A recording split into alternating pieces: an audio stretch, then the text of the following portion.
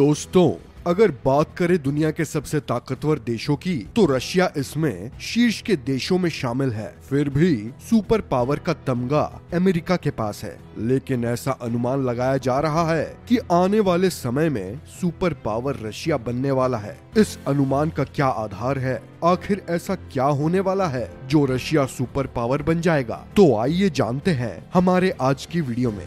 दोस्तों, एक रिपोर्ट के अकॉर्डिंग रशिया की जियोग्राफिकल लोकेशन में बदलाव आने वाला है और इस बदलाव के आधार रशिया लगभग हर मामले में दुनिया का सबसे ताकतवर देश बन जाएगा। ये तो हम सभी जानते हैं। एरिया के हिसाब से रशिया दुनिया का सबसे बड़ा देश है। ये कितना बड़ा है इसका अंदाजा सिर्फ इस बात से लगाते हैं कि रशिया के वेस्ट में जब सूरज उगता है तब उसी समय रशिया के ईस्ट में रात के खाने का वक्त हो जाता है। रशिया का पूरा भूभाग 17 लाख स्क्वायर फीट किलोमीटर में फैला हुआ है, जो भारत से तकरीबन 5 गुना, सऊदी अरब से 8 गुना, पाकिस्तान से 19 गुना और यूरोप से 204 गुना बड़ा है।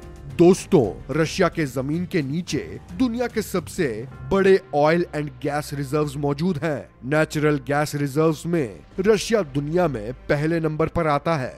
वहीं ऑयल रिजर्व्स में ये 8वें नंबर पर है। 2021 के एक सर्वे के अनुसार यूरोप के कई देश रशिया के गैस पर निर्भर हैं। रशिया का लगभग 40% गैस पूरे यूरोप में जाता है। यानी अगर रशिया यूरोप में अपना गैस बंद कर दे तो यूरोप की पूरी इकोनॉमी पर इसका गहरा असर होगा।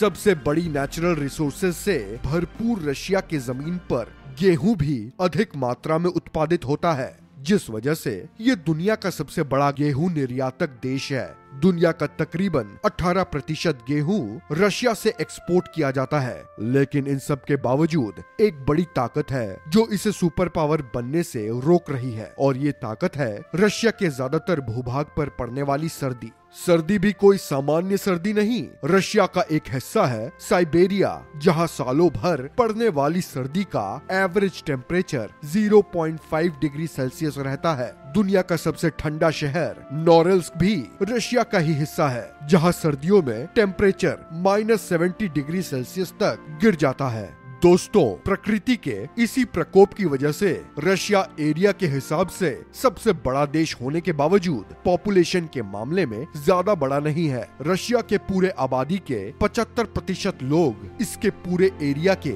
20% भाग में ही रहते हैं। यहाँ की सर्दी एक ऐसी समस्या है जिसका निदान रशिया सदियों से ढूंढता आ रहा है। एरिया में बड़ा होने के साथ ही रशिया का कोस्ट लाइन भी अमेरिका के कोस्ट लाइन से काफी बड़ा है। लेकिन यहाँ भी सर्दी विलेन का रोल अदा करती है, क्योंकि रशिया के कोस्ट लाइन का एक बड़ा हिस्सा आर्कटिक ओशन की ओर पड़ता है, जहाँ पूरे साल बर्फ जमी रहती है। समुद्र के जरिए कोई भी सामान कम कीमतों पर एक्सपोर्ट इंपोर्ट कर पाता है, और इस मामले में रशिया ज्यादा ट्रेड नहीं कर पाता, क्योंकि आर्कटिक ओशन पूरे साल बर्फ से ढका रहता है। बर्फ के कारण इस ओशन में कार्गो शिप्स का चलना लगभग नामुमकिन या खतरनाक होता है। सर्दी की इस मार की वजह से रशिया सिर्फ 3 पोर्ट्स के जरिए ट्रेड करने पर मजबूर है। इनमें से एक रशिया के ईस्ट में व्लादिवोस्टॉक पोर्ट है। इस पोर्ट पर महीनों बर्फ जमा रहता है और यहाँ से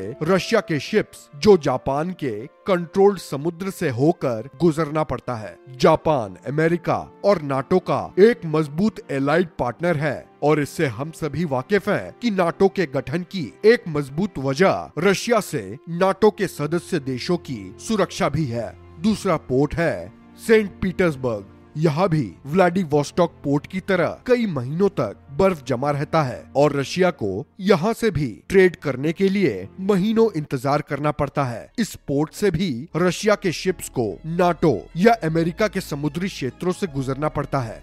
तीसरा पोर्ट है नोवोरोसिस्क पोर्ट, जो रशिया के साउथ में ब्लैक सी पर मौजूद है। इस पोस्ट पर बर्फ जैसी समस्या तो नहीं है, लेकिन यहाँ से रशिया के शिप्स को टर्की के समुद्री क्षेत्र से होकर गुजरना पड़ता है, जहाँ इसे खुलकर ट्रेड करने की आजादी नहीं है। हालांकि अभी टर्की रशिया के संबंध पहले से बेहतर है, लेकिन फिर भी टर्की है तो नाटो का ही सदस्य। हालांकि इतने सारे बाधाओं के बावजूद रशिया जीडीपी रैंकिंग में दुनिया भर में 11वें नंबर पर है। बात करते हैं रशिया के उस ताकत की जिसका लोहा पूरी दुनिया मानती है। रशिया की मिलिट्री पावर, दुनिया की सबसे ज्यादा न्यूक्लियर वॉरहेड्स रशिया के ही पास है। जी हाँ, अमेरिका से भी ज्यादा। और बात करें इसकी आर्मी की तो अमेरिका के बाद दुनिया की दूसरी ताकतवर आर्मी रशिया के ही पास है। यहाँ भी इसका नंबर 1 ना होने के पीछे का कारण यहाँ की सर्दी ही है। इसके कई इलाके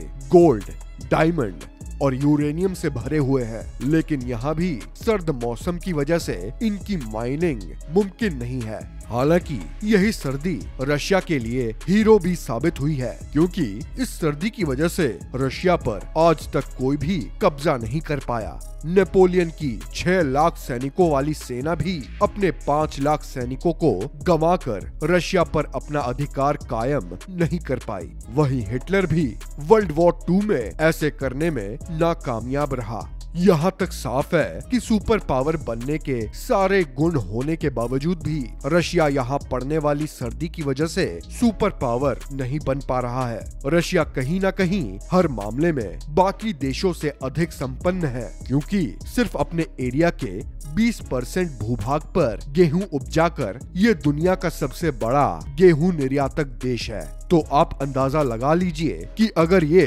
अपने पूरे भूभाग का इस्तेमाल करने लगे तो फिर इसकी इकोनॉमी कितनी मजबूत होगी। अब बात करते हैं रिपोर्ट की, जिसके अनुसार ग्लोबल वार्मिंग रशिया के सारे दुर्भाग्य का समीकरण बदलने वाला है। रिपोर्ट्स के अनुसार 2080 तक ग्लोबल वार्मिंग की वजह से रशिया के सर्दी वाले इलाकों पर असर पड़ेगा। नासा के एक अन्य एनालिसिस के अनुसार 1979 से लेकर 2019 तक आर्कटिक ओशन में जमे बर्फ का एक बड़ा हिस्सा पिघल चुका है और इनके मुताबिक तकरीबन 13% बर्फ हर साल पिघल रहा है। इस हिसाब से 2035 तक आर्कटिक ओशन में बिल्कुल भी बर्फ नहीं रहेगा। ओशियन के बर्फ पिघलने से ये अपने सभी कोस्ट लाइन का इस्तेमाल स्वतंत्र रूप से कर पाएगा, जिससे इसके ट्रेड में इजाफा होगा। इस क्लाइमेटिक चेंज का सीधा फर्क रशिया जैसे सुपर पावर दावेदार देश और मौजूदा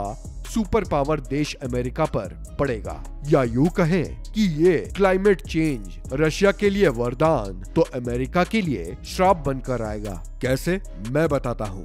दरअसल एक रिपोर्ट के अनुसार ज्यादा मात्रा में बर्फ पिघलने के कारण समुद्रों में पानी का लेवल बढ़ेगा और ये अपने किनारों पर बसे शहरों को निगल जाएगा। अमेरिका में ज्यादातर शहर समुद्र किनारे बसे हुए हैं, जिसे ऐसे हालातों में अमेरिका द्वारा दूसरे जगह शिफ्ट करना पड़ेगा और शहर शिफ्ट करने में अमेरिका के ढेरों डॉलर खर्च हो जाएंगे। जबकि रशिया की बात करें तो इसके ज्यादातर शहर समुद्री किनारों पर ना होकर इन किनारों से दूर स्थित हैं। आज शंघाई से रॉटरडम ट्रेड करने के लिए चीन के शिप्स को 18,000 किलोमीटर और 37 डेज का समय लगता है और इसमें इजिप्ट टोल टैक्स के रूप में मोटी कमाई कर लेता है। लेकिन क्लाइमेट चेंज की वजह से आर्कटिक ओशन से होते हुए चीन के इन शिप्स को सिर्फ 10,500 किलोमीटर और 22 दिन का समय लगेगा। तो जाहिर सी बात है कि चीन टोल टैक्स के खर्चों को कम करने के लिए रशिया को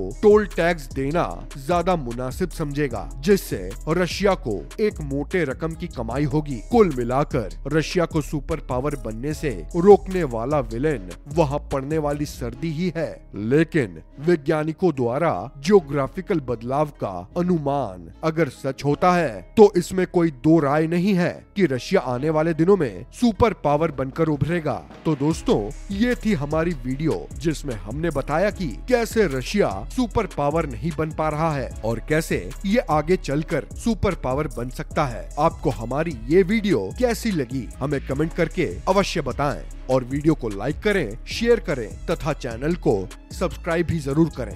धन्यवाद।